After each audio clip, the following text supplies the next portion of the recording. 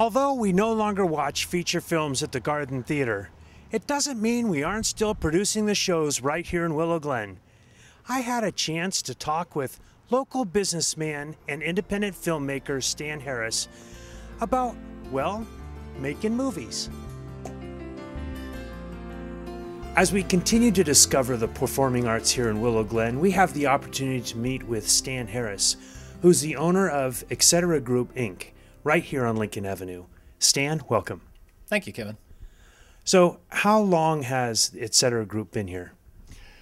Etc. Group's been alive since '93, and we've been on the Avenue since '96. And what does Etc. Group do?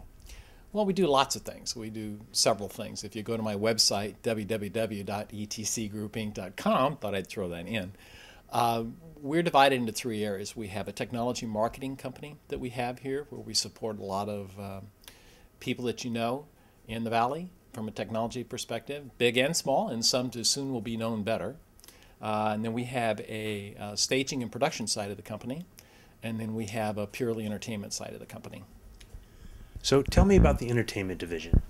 Well, the entertainment division was put together to make indie films, basically, was the reason we wanted to do it. We approached it as a business and as a project-oriented. That's why it really sits within the ETC corporate kind of leveling, but really it's a separate entity on itself. So have you guys made any films? Well, I'm glad you asked. Yeah, we've been very fortunate.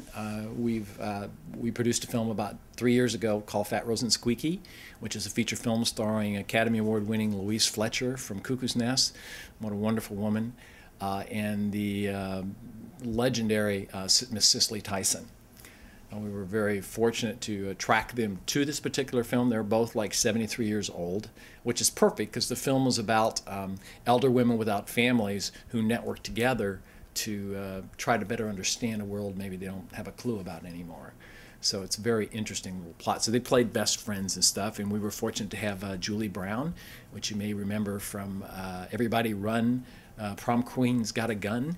She was one of the first MTV producers and writers we're lucky with her. And by the way, she did remember Camp Rock? Yeah. She just wrote and produced that for Disney last year. So we're very blessed to have her on there. We had Leah Delaria, who was an incredible Broadway star. She played our Fat Rose character, and then we had our the evil person, which was played by Joe Anderson.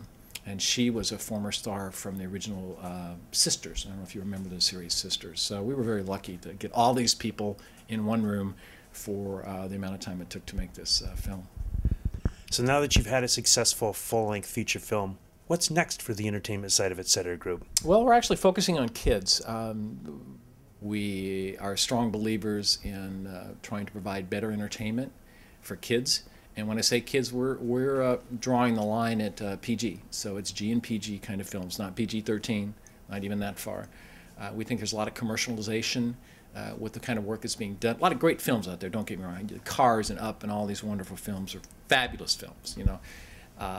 But there's other films out there that are more kind of the demographic about the 8 to about 11-year-old, you know, that doesn't involve going out and buying, you know, more things related to the movie kind of stuff, marketing and merchandising around it. So we're focused on bringing 3 films to production, 1 later this year and then 2 in the spring and summer of next year to produce.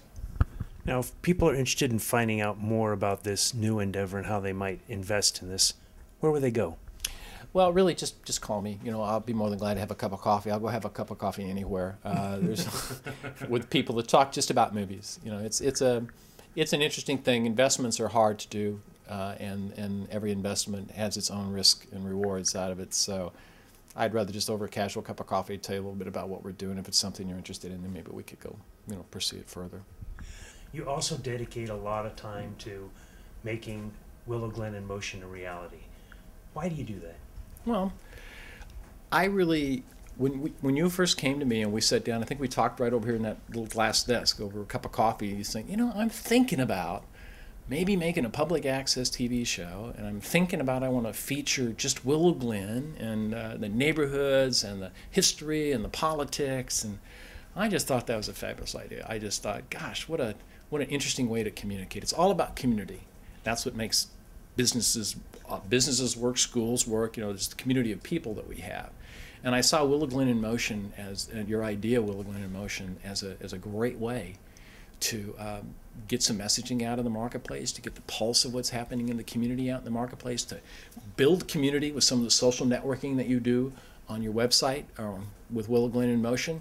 And I just thought it was great, and I thought, you know, what the heck, let me hook onto this, and luckily you said yeah, so I'm still volunteering, and it's great. You know, thank you very much for all the time and effort that you've put into making Willow Glen in Motion a reality. I mean, each of these shows, as a team, we probably put in 50 to 60 hours, and a lot of that is your time. And you just keep giving to this organization. It's really appreciated. It wouldn't be here without you. No, thank you, Kevin. Thank you very much.